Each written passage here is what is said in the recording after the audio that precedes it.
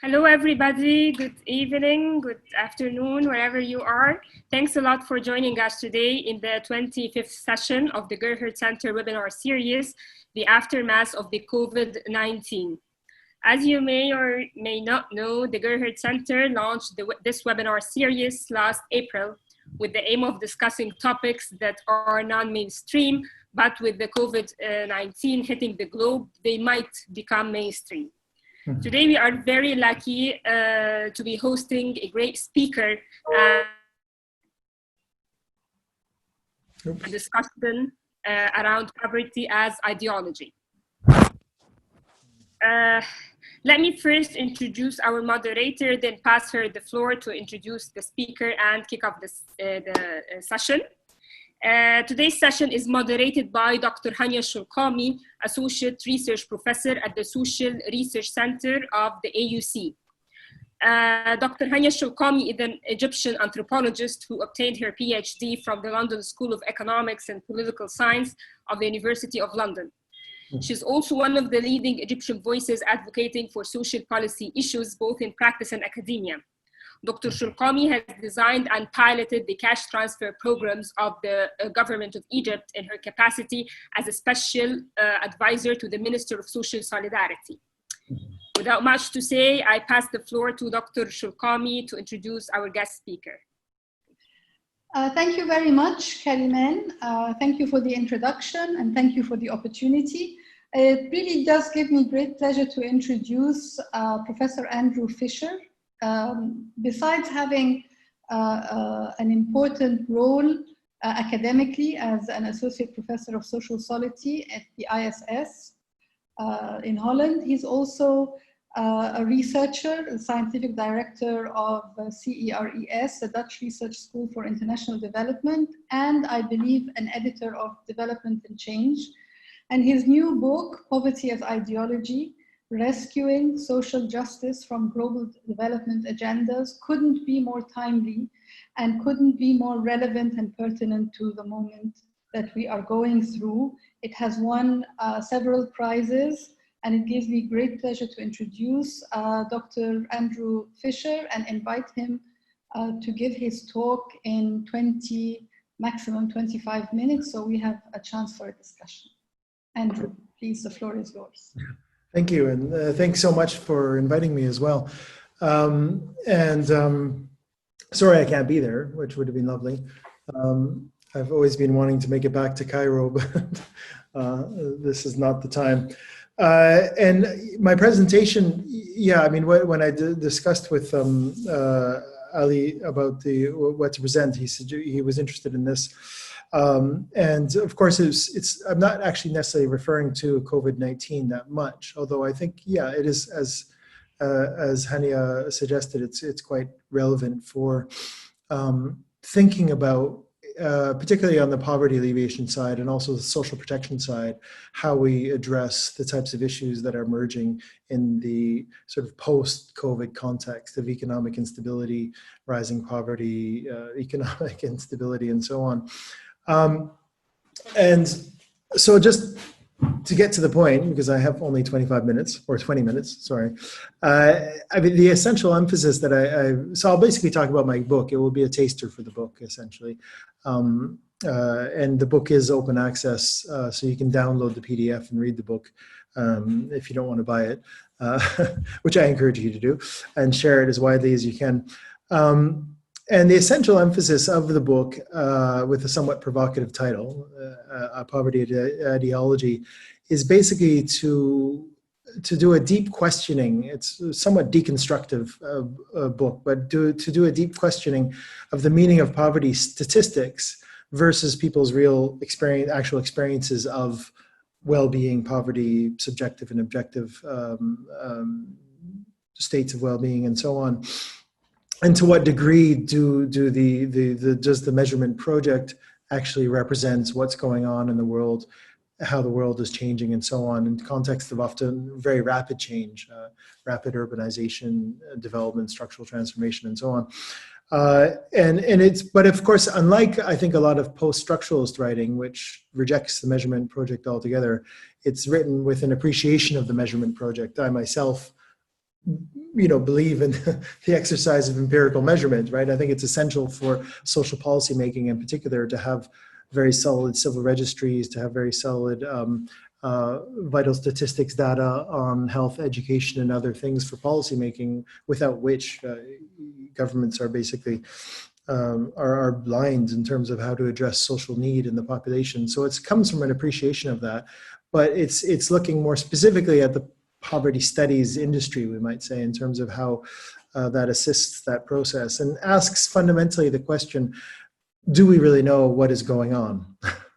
Because there's a lot of claims about what is going on, and to a certain degree from experts, and it's the question that knowledge from the bottom up, from the plumbing up, in terms of understanding how these statements of fact are actually constructed.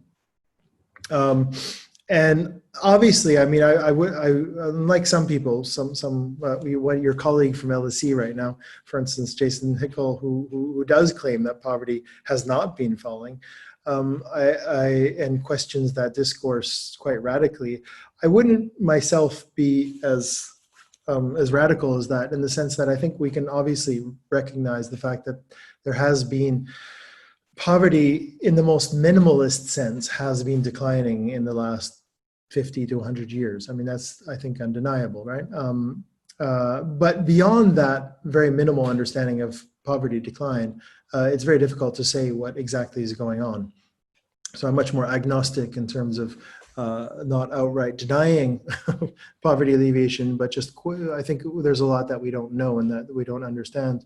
And I think this is important in the sense that the most minimal absolute measure of poverty that we typically use is, of course, the absolute poverty measure, which is essentially rooted on a concept of starvation as being the absolute sort of threshold beyond which you essentially start to fall sick and die.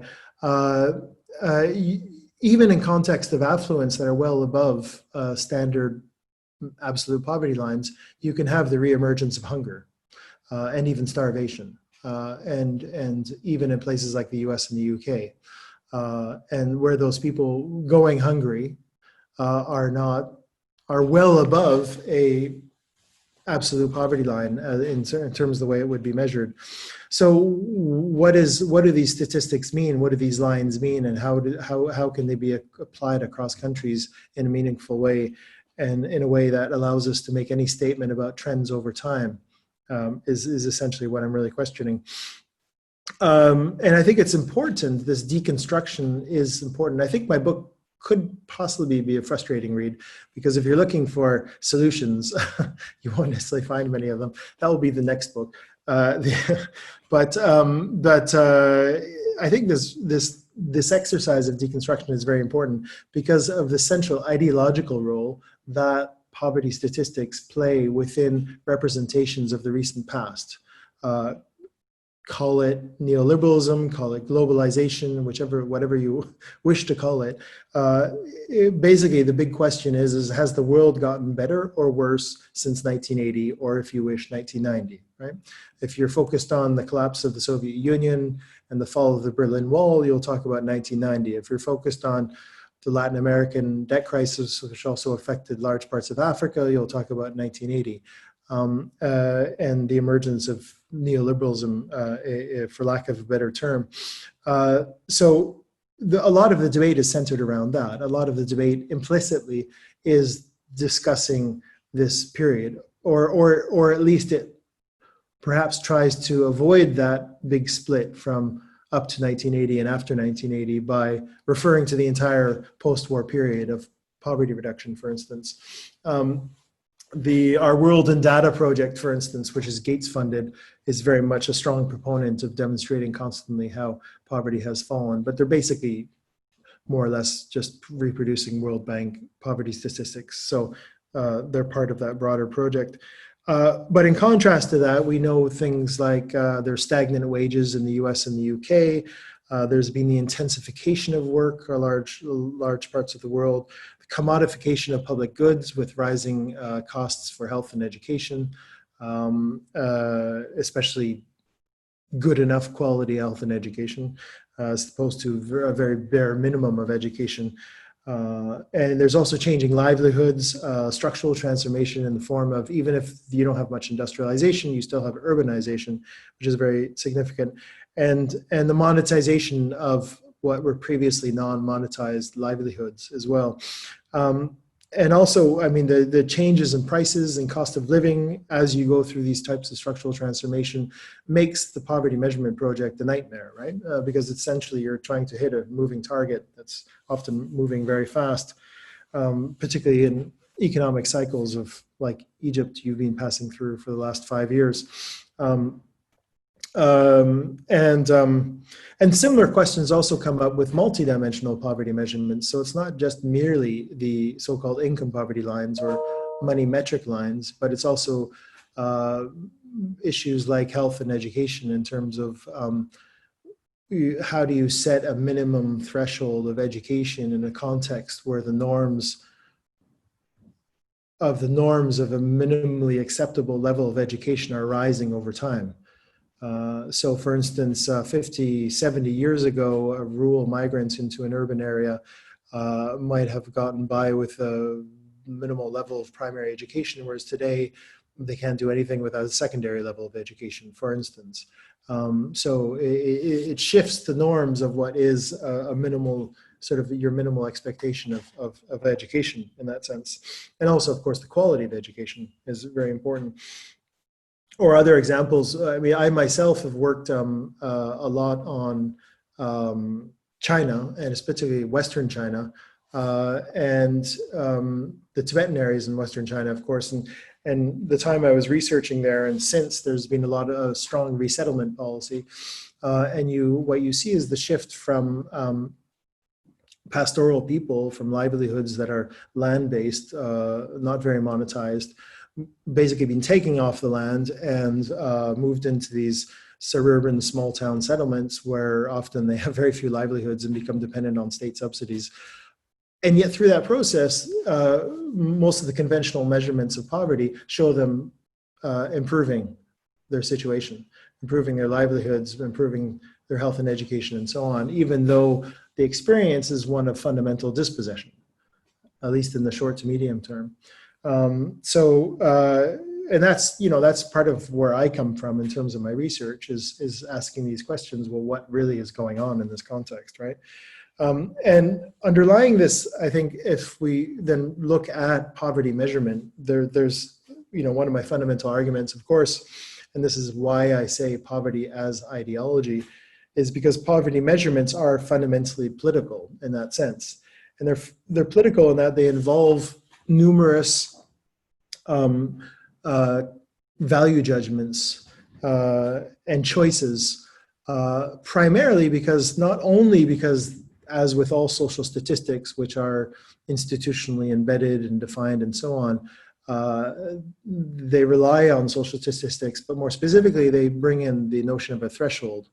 And the threshold makes, I think, poverty measurement especially complicated because the threshold involves so much choice making, right? Which is invariably value laden. Where do you make the choice? Where do you make the cutoff? And how do you determine it? And also the fact that it uses thresholds and norms in terms of what is normal to say is a minimum basket of goods to survive on, and then establishing a threshold also makes it extremely susceptible to manipulation. And for it becomes essentially, I mean, and this is even people like Martin Ravallion, who's sort of the doyen of poverty studies in the World Bank, or was, now he's retired from the World Bank, himself would admit that the poverty measurement is extremely arbitrary because of this nature of choice that's involved. His position, of course, is that even if it's arbitrary, as long as you can pick one line and maintain it over time, you can still use that as a way of evaluating if things have gotten better or worse. But of course, even that is extremely difficult to do because the adjustment over time itself involves arbitrary choice as well. But because it is so arbitrary, it opens up to a huge amount of politicized uses, manipulation, and so on. I mean, I think perhaps the most egregious example, and whenever we look for egregious examples, we always have one useful symbol, if I dare say his name, Trump, for instance, a couple of years ago, redefined poverty. He actually adopted the proxy means tested approach to measuring poverty that the World Bank is promoting in developing countries, and has been really developed a lot in a lot of targeting programs, and adopted that for the US and managed to redefine poverty from about, extreme poverty in the US from about 18.5 million down to 250,000 just by redefining the poverty line, and therefore saying, well, we don't need welfare anymore because actually there is no poverty in the US. This is just a simple example of the types of manipulations. So poverty representations are extremely important and are extremely political. In the field of development studies, and this in my second chapter, I go through this in quite a bit of detail. Obviously, with the Millennium Development Goals, they choose a start date of 1990 from which to measure progress based on extremely minimalist low lines well, at the time, 1.25 US dollars purchasing power parity, which in itself is an extremely opaque and complicated measure. But the choice in 1990 is a start date in itself when the goals were agreed upon in 2000. The big question there is why 1990? Of course, one could argue that 1990 was the sort of the trough of economic crisis across Latin America and Africa at the time. And so from which things could only arguably get better. And so you're actually, the improvement from 1990 onwards is creating a discourse of gradual improvement when a lot of the improvement from about 1990 to 2005 or beyond even was actually just recovery from the deep economic crisis from the 80s and 90s, for instance, when actually poverty increased from 1980 to 1990 in Latin America and large parts of Africa. And I think more importantly, these issues become especially problematic once they become applied to policy, because no matter how good your social survey is in terms of measuring as accurately as possible the incomes of the poor or other social characteristics of the poor, and then measuring as carefully as possible a poverty line to then assess what poverty levels are, once they become applied to policymaking, which I'm sure Hania, you probably have a lot of experience with develop the cash transfer system there. The whole thing goes up and all of the accurate social science measurement goes up in smoke, and targeting systems are invariably inaccurate, full of errors, politicized, and become extremely complex, right? So it's the fact that this poverty measurement program gets tied in to policy making. And I would say I only have about 10 minutes now, I think, left. So maybe I'll just wrap up. Which is basically that, and you can ask me questions afterwards. The three central arguments that run through my book that I managed to hopefully distill, and all of them rooted on an understanding of modern poverty as fundamentally a relative concept to changing social norms in the context of structural transformation. And structural transformation isn't just industrialization, but it's also urbanization, which has been happening even in contexts where there is no industrialization. And in the context of these transformations, the whole basis of what I call compelling social needs change. Compelling, the reason I refer to it as compelling social needs is because sometimes people, like the work by Banerjee and Duflo on poor economics, they refer a lot to the preferences of the poor, the consumer preferences of the poor, how they make consumer choices. And I think there's a difference, obviously an important difference to be made between, a perceived need, say, to have a television versus compelling social needs that in the absence of which you can into poverty or exclusion and so on. For instance, public transportation to access a job and the cost of public transportation, and hence the reason why public transportation becomes such a sensitive political issue, as we've seen in Brazil, as we've seen in other countries. I mean, in the US, a car. I mean, in many parts of the US, you become completely unable to access employment if you don't have a car. So as much as having a car would seem like you're well above the poverty line, it becomes a minimal compelling social need for employment in that context. And obviously, as people's livelihoods shift from rural areas to urban areas, the whole composition of these types of compelling social needs change in terms of urban housing, in terms of public transportation, in terms of how you access your food, the shift from subsistence to commoditized livelihoods, and all of these things are really important to understand in the context of understanding modern poverty and how poverty might have shifted over the last 50 years.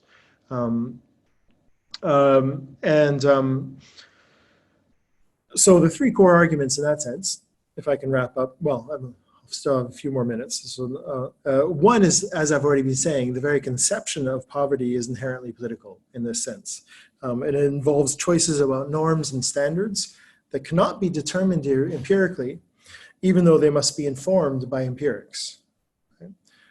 So, you know, it's not like we'll get the truth through deciding what the best poverty line is, but we nonetheless need to engage in measuring incomes and so on to have some understanding of what's going on, even though the truth is relative in that sense.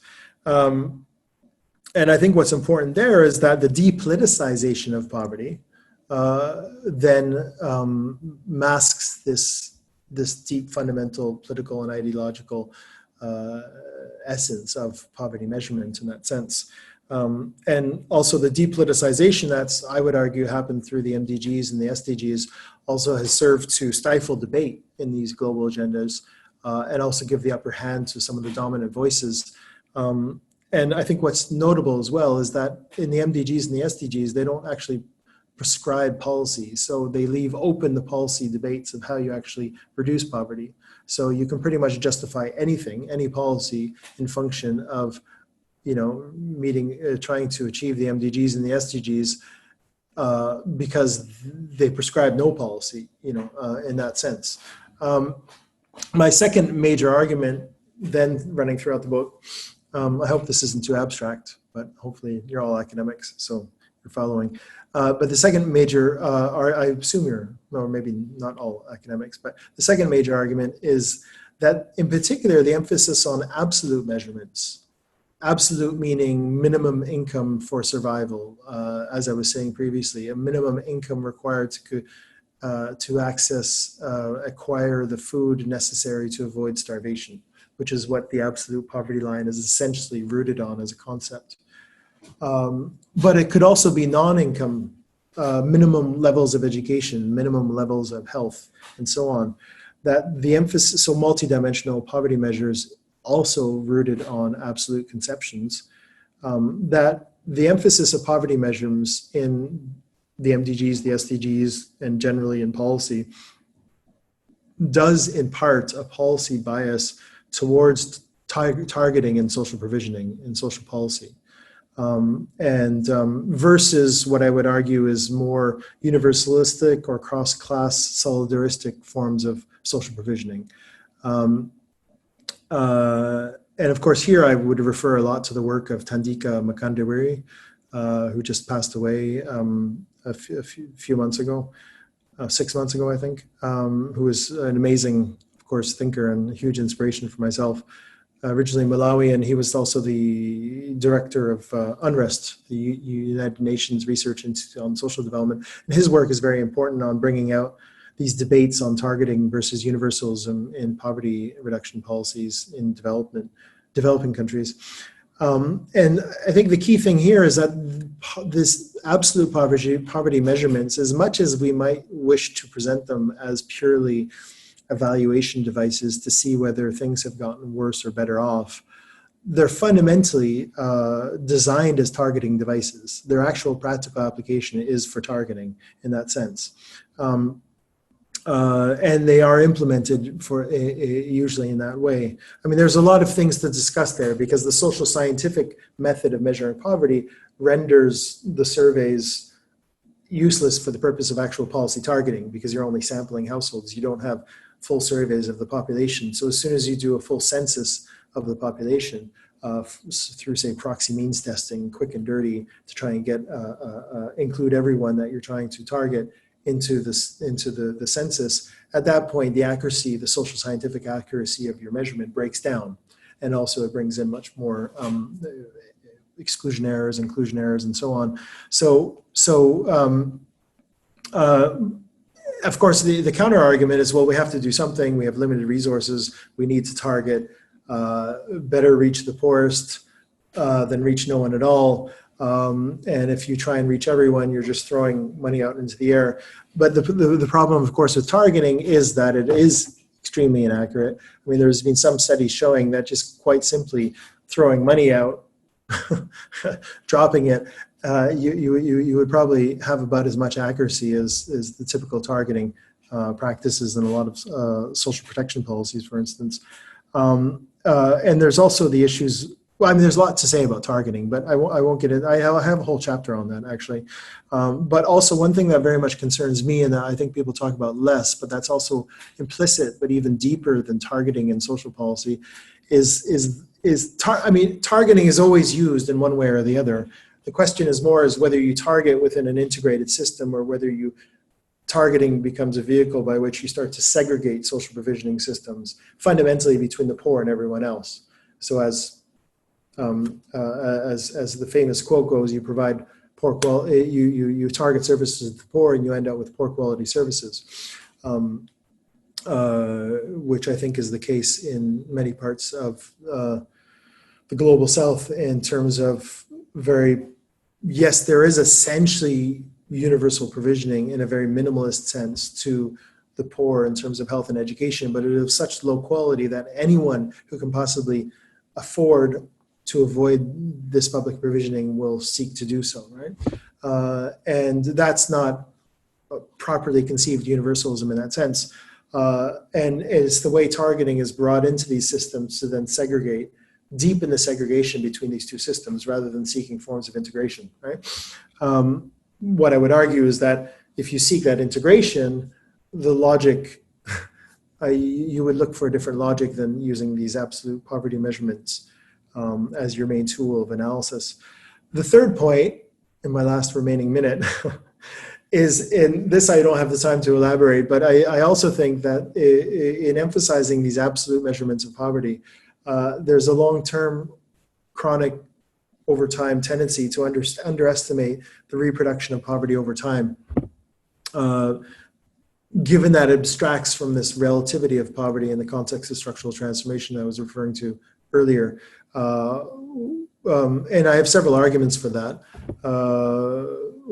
Perhaps bringing it back to social policy, one is, of course, as we increasingly see the commodification of public goods, or rising costs of health and education, at least health and education of a level of a quality that would be considered, a decent standard, and that even poor people aspire to access if they can.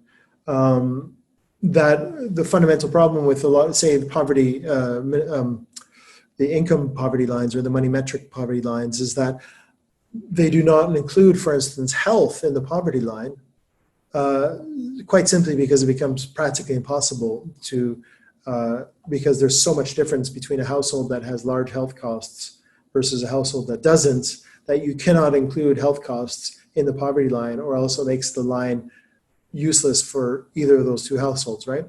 And so as a result, basically, because of a lack of ability to do anything else, they don't include health costs into the poverty line, even though health costs are included within the expenditures of households in the expenditure surveys.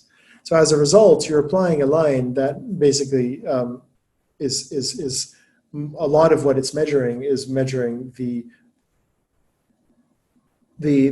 health expenditures of these households, or the actual health expenditures, not even necessarily the necessary health expenditures. So in a context where health is becoming more and more costly for a large proportion of the population, that leads to a chronic tendency then to, in that context, to underestimate poverty levels over time.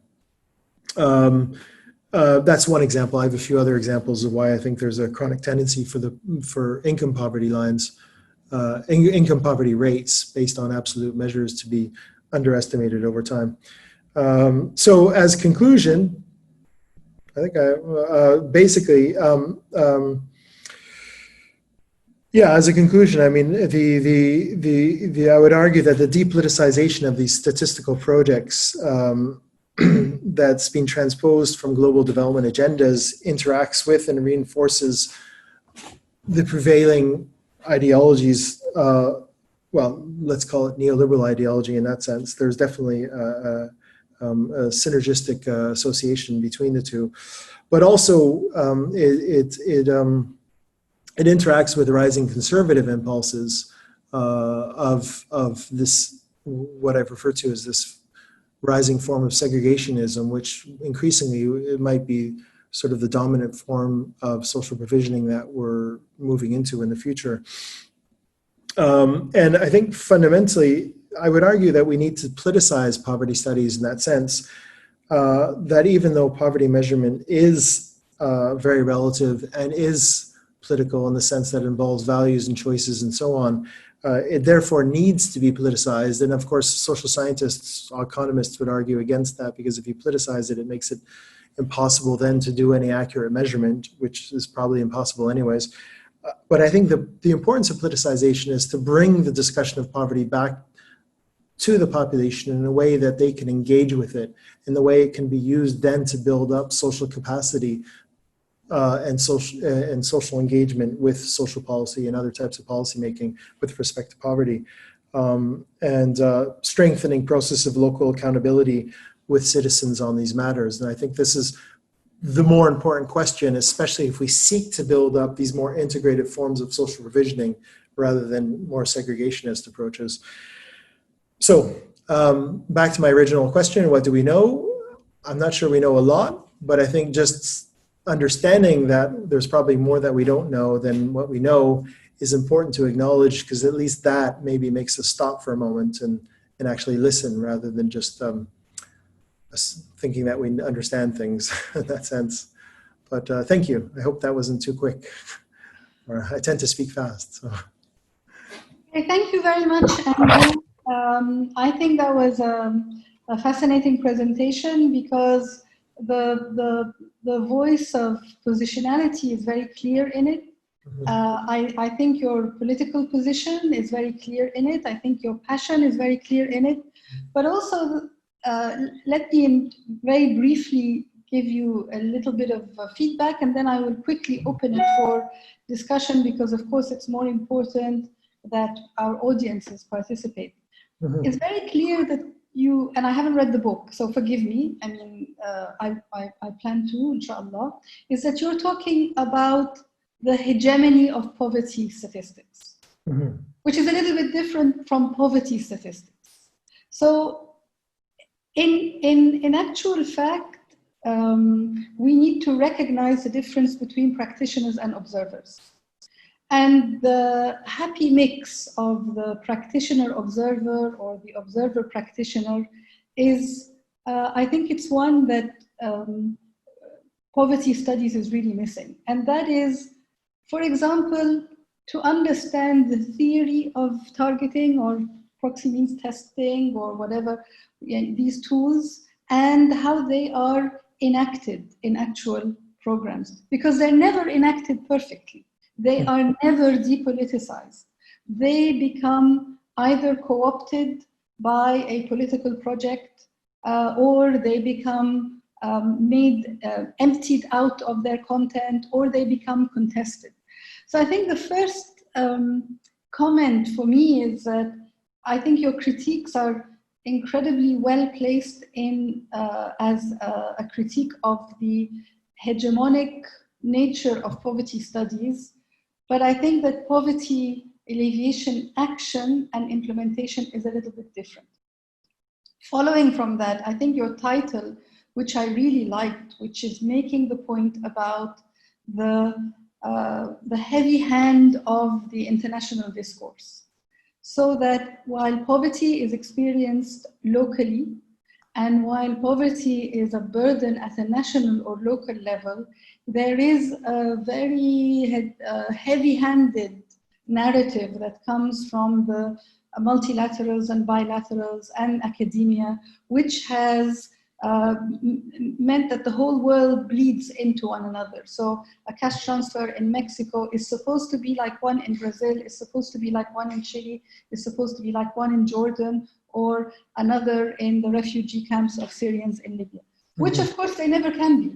But the problem is in the discourse. I mean, I think your book sounds like a very critical discourse analysis of the politics, actually, of doing poverty work. And this tremendous push for systematization, standardization, comparative impact assessment. So, for example, when these donors in particular are doing impact assessments and impact evaluations, they want to find the same thing. And I have an example from Egypt which may be relevant, and that is the program that I worked on, Karama and Takaful, which was actually designed within a feminist nexus of researchers. And when IFPRI did the impact assessment for the World Bank, the one thing they did find was that it had no gender impact whatsoever. In fact, in some cases, it had a negative gender impact. Which is different. As a researcher, I beg to ask, what is their model for gender equity? And is the indicator of decision-making in the household a really relevant one? I mean, no, I'm not trying to make Upper Egyptian peasants into this weird kind of tribal or ethnic or, excluded group. Not at all. It's just that decision-making means different things than whether a woman can leave the house or who decides who's going to cook what. So I think there really is a problem in the way that poverty work has been dislocated from a national discourse on entitlements and on citizenship and imposed or rehoused in something that donors do. And it's become the new motif of what used to be called aid work. And the critiques for aid, as we've heard about them and as we've read them, I think really resound in your criticism. My last point, because I see some hands are being raised, is that some of the bad practices, like targeting, for example, are ignoring the importance of design and implementation. Because the discourse on targeting as a money metric tool, it basically measures entitlement or priorities based on money metric proxies, ignores the fact that targeting is contingent on what are we targeting. So not all social protection and not all poverty alleviation is cash dispersal or cash transfers. For example, public works programs are self-targeted. There are gendered programs that are targeted in different ways. There are universal programs which are intuitive, like child grants or social pensions. So that the refinements on the business or the work of poverty alleviation, I think, can inform these, again, debates that are, I dare say, are the constructions, the figments, the straw men, as we call them in anthropology, of the aid and the development business. Final comment is methodological, and to say that qualitative work and anthropologists have long engaged in the critique of statistics in the development of appropriate and localized poverty lines in participatory work. So I think it's great that you have started this conversation, and I really hope that it's a conversation that you can continue by having it in multiple circles and chambers. Yeah. Okay. Okay. So I have Jason Beckett has a hand up. Jason, can you introduce yourself to Andrew and me? Yes, hi both. Apparently I can't start my video because the host has stopped me starting my video, which is fine. You're missing nothing but my ugly face. So, Yeah. Host, please show us Jason, if it's Kariman or the Gerhard Center. Again, please enable the Oh, video. there's Jason. Okay. Yes. Yeah. okay, so first of all, thank you for the paper. Secondly, apologies, I'm not familiar with your work, but I'm looking forward to reading the book. I'm curious about two kind of wide points. And at the simplest level, I'm wondering what your project is and what your audience is. Because I was very struck at the start of your paper that you said you were not as radical as Hickel, in that you wouldn't say that poverty was not decreasing. But what struck me in your presentation is that you were also not as radical as Hickel in asking where poverty came from. And as I understand Jason's thesis, he is arguing that poverty isn't a lack of resources, it's the capacity for the Euro-American world to access other people's resources at radically under market values, for want of a better phrase, to steal what is not ours. And so I'm just wondering, how is your project to efficiently rearrange the few resources that the underdeveloped world has left, or to ask why incredibly naturally resource-rich places like Africa end up very poor, while resource-poor places like Britain, my home state, end up surprisingly wealthy? Okay, Andrew, would you like to? Sure. Yeah, I mean, I can.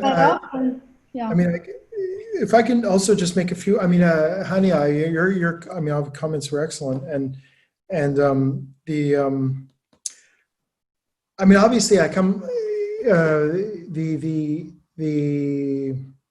There's a long discussion to be had about targeting in that sense, and I'm coming very much from the understanding of how it's actually applied on the ground, vis-a-vis the theories that are informing a lot of poverty targeting that these multilaterals are promoting, and precisely. And I think it's. I have a research project. I mean, there's actually. You know, the book always takes time to write, but in between I have a research project. We're looking at social protection policies across 7 different countries, Latin America, Africa, and Asia, with a group of researchers. And it is, you look at the enormous amount of resources and effort and human resources and that go into setting up these targeting systems that are fundamentally then being driven by, say, proxy means testing. And that are then become the basis for not only distributing cash transfers, but increasingly being applied, these targeting devices being applied across a wider variety of social policy areas, like health insurance and other things. And so the impacts are real in that sense, right? And often the practitioners have to adapt to this as well, right? I mean, in your own case in Egypt, with the, you know, with your program with the IMF that you had to agree to. I mean, that included within it the introduction of or the refinement of your targeting systems, right? And so this would be informed now, obviously.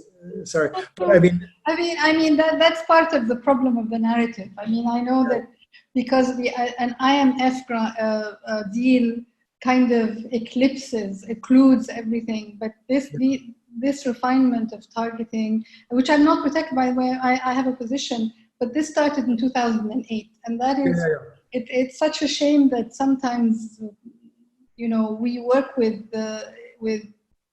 insufficient and not quite correct data. But anyway, I don't want to. But like, for instance, in one of our countries is Zambia, and in Zambia, all of this effort from the donors is going into developing targeting systems. In Latin America, they're typically called. I'm sorry, I'm just having a blank right now. But targeting systems whereby you don't even have you create a like ID poor or other types of terminology, census of poor people that doesn't even include the whole population in a context where the civil registry itself only covers 70% of the population. You don't even have, the Zambia has basically been in a state of constant austerity and structural adjustment for the last 30, 40 years, it doesn't even have a civil registry that covers its entire population, is on the basis of that developing targeted policies. Now, the government wisely also tries to avoid it to a certain degree. It placates the donors and in the meantime does its own programs, but it's in a constant battle with the multilateral associations to develop these systems more, right? And so, I mean, yeah, a lot of my current research is looking at precisely these types of politicized dynamics. But yeah, I don't have time to go into it. But I would just say that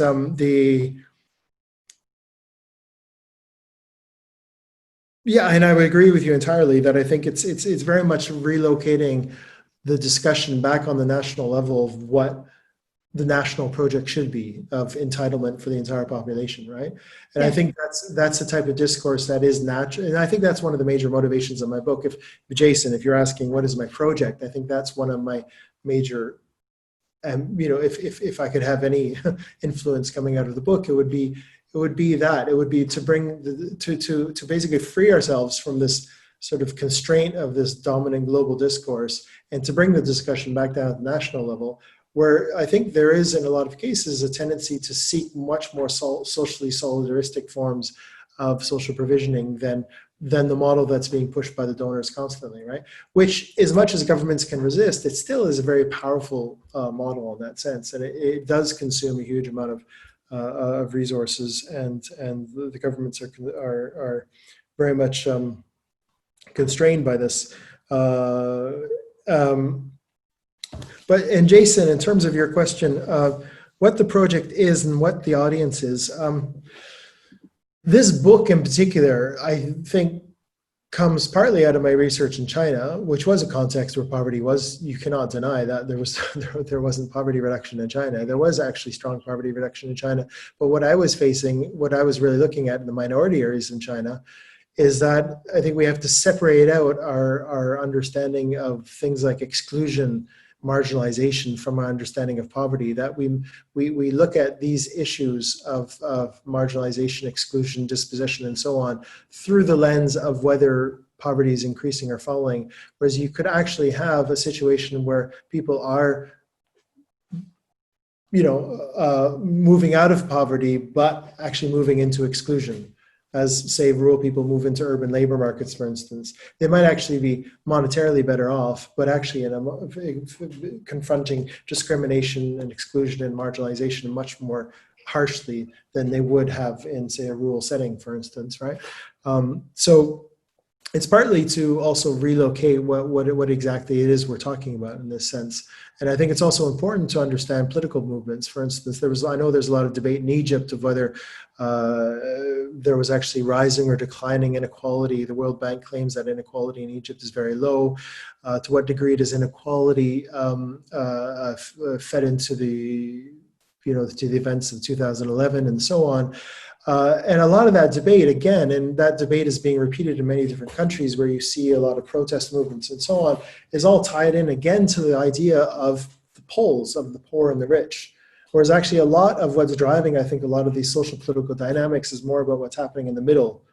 And it's actually extremely important that we adjust our understanding of poverty to also address forms of dispossession, exclusion, and so on that are occurring above these extremely minimally defined poverty lines, right? Because you might actually, maybe Jason's right, maybe he's wrong, maybe actually this minimally defined poverty has been falling, but that doesn't but then we need to nonetheless update our understanding of poverty to understand what's relevant for people in the current context, not just celebrate ourselves and pat ourselves on the back that the world produces more goods than it has ever produced before, right? And I agree with Jason entirely that, sorry if I'm speaking quickly, I would agree with Jason that, that you know, obviously the model that we're following is leading to ecological catastrophe. What to do about it is a different question. My audience in that sense, I think, well, anyways, I understand Jason's argument. It's an argument that focuses only on the exploitative aspects, the expropriation of wealth from poor countries to rich countries. It's an argument I've made as well, but I think nonetheless, I'm a development studies scholar fundamentally, and from more of the critical left tradition, which means engaging with, you know, an understanding of development as rooted in capitalism. And yes, I would be the first to say that there's a huge amount of expropriation in the history of capitalism and colonialism, but you cannot explain capitalism only by that, right? Capitalism has been, as Marx would say, a revolutionary, extremely powerful, potent, dynamic system that has been producing more and more goods and innovation than we've ever seen in the world before, to an astronomical extent. And that's why it's leading to ecological catastrophe. In that context, when the world is producing more and more goods than it has ever produced before, I think it's difficult to square that with an argument that people are just as poor as they were 200 years ago, which is often what he seems to be saying in that sense. Well, I mean, that's exaggerated in a sense, because I would agree with a lot of the intentions behind his work in that sense. But I do think that we are in a complex world where we do have to recognize the dynamism behind this economic system, and the fact, yes, it is leading us more to forms of relative poverty and inequality than would have been in the past. Andrew, I have let me stop. Yeah, let me stop. 3 questions for you, and I'm going to read them out if you want to take notes on them, and then we can answer them and wrap up. One is, 2 questions are from Nicholas Tremblay, and they're about, question is there some potential salvation in economic degrowth associated with social equity measures? We have noted that the tremendous rise in GNP has created inequality. So is there a salvation in the slowing down of the economy? And could limiting, that's the second point, could limiting excessive growth through strong redistributive policies and confiscatory fiscal policies, I guess that's sequestration and so on, help redefine poverty? You froze at the degrowth. Sorry. So could limiting excessive wealth through strong redistributive policies and confiscatory fiscal policies help redefine poverty? Is this even feasible? Yeah. And then there is a question, sorry, I can't find it. I had another question. I think it was from Maria. I'm sorry, my, okay, the new message. Yeah, Mariam is asking, to what extent are attitudes towards people in poverty affected by the language and stereotyping used by politicians of the day? And how does this vary geographically? And to what extent are attitudes towards, oh, it's the same question, but repeated again. Okay. So if you could, yeah, and then I think because of time, we won't take any more questions, and then we'll wrap up. Go ahead. Well, on the economic degrowth, I'm not an expert on economic degrowth. I would defer to Jason on that.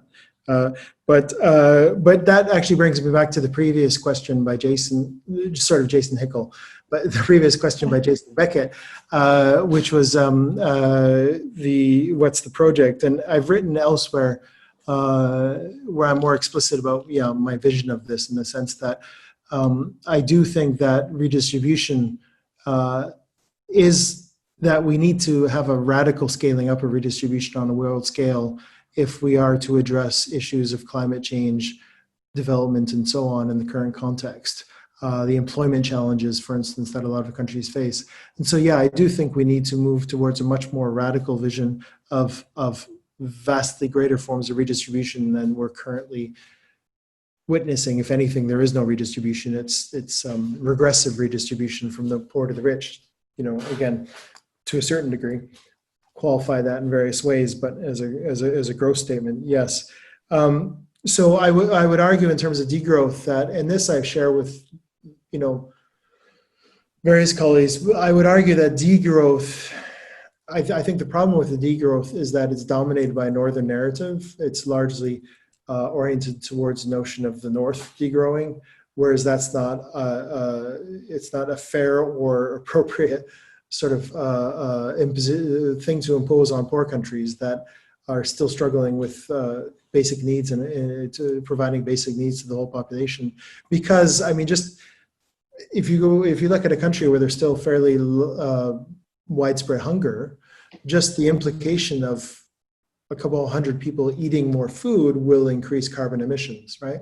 So to a certain, I mean, my old professor at LSE, Tim Dyson, Hania, you probably remember Tim Dyson, he used to say that the only ethical solution is contraction and convergence, right? In the sense that the rich countries contract, but the poor countries converge towards a middle level, right? And I don't know how that squares with degrowth in a sense. What I would argue is that any strategy will be and I share this with Jason, and I share this with other people, any strategy of degrowth or of addressing climate change, the Green New Deal or whatever, will probably be fundamentally inequitable for the global South if it does not involve a huge component of redistribution from north to south, right? Now, obviously that's very, that's an idealistic statement because how will that happen and all these different things and whatever, but that would be my sort of starting position. If you had to sort of my bottom line, from then we can add on, but that would be my basic position to start with, right? That's the only equitable approach to deal with these things. Otherwise, what we're just simply doing is imposing austerity on the global South to basically manage the consumption of the global North, right? And you will then continue to have poverty and whatever, but World Bank poverty measures might show that poverty is falling, but you're just basically having people move above the line into a slightly better situation of consuming slightly more, but basically the large majority of the world's population living under long-term chronic austerity basically as the one way to deal with climate change. Attitudes of language as the last point, yeah, I think those are fundamental, and I think a lot of the whole discussion about ideology, politics, and discourse is part of that. It's that what languages do we adopt in the way we measure poverty, and how does that represent the poor, and how does that also represent the way we think about poverty, and the double standards that are often involved in terms of how we treat the poor versus how we treat ourselves. And all of these things, yeah, I think they're important. And I think they're precisely important because there is, as I mentioned in my conclusion, I probably wasn't very clear, but I think one of the big dangers I think we face now is this not just, I mean, if we talk about post-neoliberal futures, I think one of the post-neoliberal futures might not be a progressive one, but might be an increasingly regressive one, of increasingly conservative approaches to social organization that are based on strong forms of segregation, right? And that the language justifies that. Actually, I just wrote, if I make a little plug as an end, in Development and Change, we just had a special issue that came out this spring. It probably got sort of washed over by COVID because everyone became focused on COVID, but I actually think it's good to go back to, and it's called The Dark Sides of Social Policy in the context of rising right-wing populism and authoritarianism. And it's just making that point that, we often see, for instance, in there's a celebration of any social policy as being good social policy, any social policy as being a progressive march forward, whereas actually in a lot of these situations where it's Modi in India or it's I wouldn't want say anything politically sensitive in the context of Egypt, and I don't know it very well as well, but in Turkey with Erdogan or in Brazil and a lot of different contexts, what you see is actually this sort of increasingly conservative approach to social policy that is expanding social policy, but is expanding social policy as also a way of reinforcing inegalitarian social orders, both along the lines of gender and along the lines of religion, along the lines of race and ethnic identity or other types of divisions, and that we could be moving towards that type of world that has this increasing, the use of social policy, the use of targeting, the use of the poverty discourse as a way to manage populations in a quite of an inegalitarian way. So I think this is something we have to be very aware of as we move forward and protect ourselves against, because the positive glowy discourse of UN organizations on anything that's social protection without differentiating between widely different types of social protection, I think is not very useful in that sense. So. Thank you so much, Andrew. There's another, it's not a question, it's a comment and a request for suggestions from you. So I will suggest to Ashley Tuttleman to send you that question directly, and it's about inequities in supply chains and agricultural supply chains, and how to, my interpretation of what it's trying to say is to approximate something like a living wage for farmers. And I think that notion of living wage and that notion of localizing social policies is, I think Mariam Jama is asking, I think he answered your question, Mariam, about language. So I'm going to conclude by thanking Andrew very much.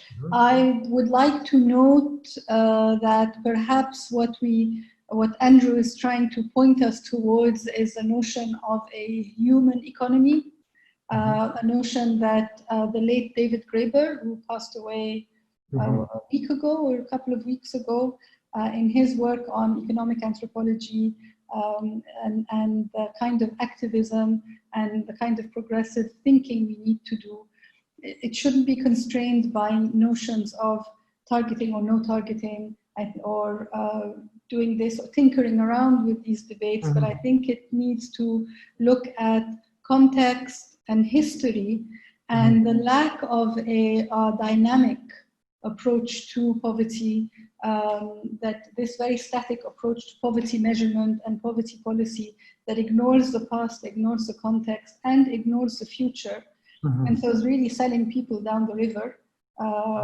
with false promises. I think you've opened our appetite and made this a very, for me, interesting, sexy subject. I wish more people were more interested in it. And on behalf of the whole group and Gerhard Center, I really want to thank you for that hour. Thank you. Well, it's thank a pleasure. you very much. Yeah. Kariman, do you want to? Yeah, thank you so much, Andrew and Hania. That was such a great discussion, a very unconventional way of approaching poverty. We're so happy we learned a lot.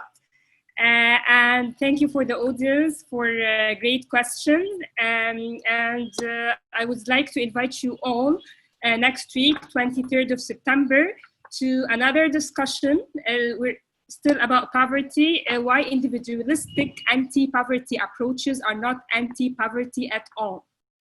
The session will, our main speaker will be Paul Grozzi, Director and Founder of Equity Literacy Institute. So I wish to see you all next week. And Andrew, I wish we continue our discussion, but next time in Cairo after the COVID. Thank you so much, everyone. And enjoy the rest of the day. Thank you. Okay. Thank you. And sorry, I didn't have time to engage with everyone. This is the problem of online stuff, but I couldn't even look at all the comments in the comment thing, but I'm looking at them now and I'm like, but it's, and if we receive, we will send you the recording of the session. It will be on our Facebook page a few hours from now. So okay, if you perfect. got comments or something like that, we will send them to you. Thank you. Okay. Thank you so much. much, Andrew. Thank you. Goodbye.